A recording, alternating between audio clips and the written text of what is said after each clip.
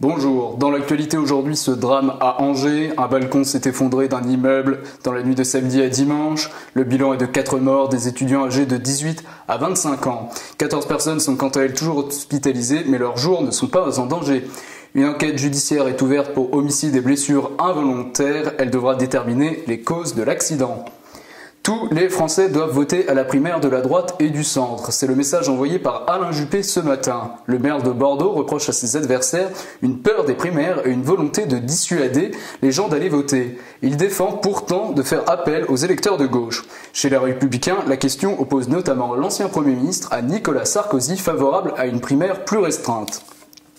Aux États-Unis, Donald Trump plus que jamais dans la tourmente. Le candidat des Républicains évoque une élection truquée par les médias. Il les accuse de dévoiler des événements falsifiés qui lui font perdre des voix auprès de l'électorat féminin. Par ailleurs, Trump cible le camp opposé en déclarant que les démocrates ont une machine électorale corrompue qui pousse Hillary la crapule. Des propos qui font bondir jusque dans son propre parti, notamment Paul Ryan, le président de la Chambre des représentants, a rappelé que la démocratie était basée sur la confiance des résultats électoraux. De son côté, Hillary Clinton ne réagit pas. Dans l'affaire des corticoïdes, le feuilleton se termine. Daniel Carter devrait être blanchi par la commission de lutte contre le dopage de la Fédération française de rugby. L'ouvreur néo-zélandais a été contrôlé positif lors de la finale du Top 14 en juin dernier. Le Racing Métro avait alors battu Toulon.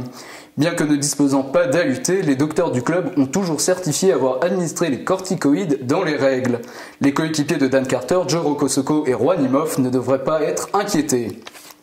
Et puis à Tahiti, Gaston Floss est condamné à une amende de 16 700 € pour détournement de biens publics et recel. La justice lui reproche de s'être approprié de la vaisselle, propriété de la présidence de la Polynésie française. Le détournement de l'ancien président polynésien est estimé à 50 000 €. Malgré le scandale, Gaston Floss, 85 ans, a d'ores et déjà annoncé vouloir se porter candidat aux élections territoriales de 2018. C'est la fin de ce flash, merci de nous avoir suivis. Tout de suite, Secret d'Histoire présenté par Raphaël Brosse.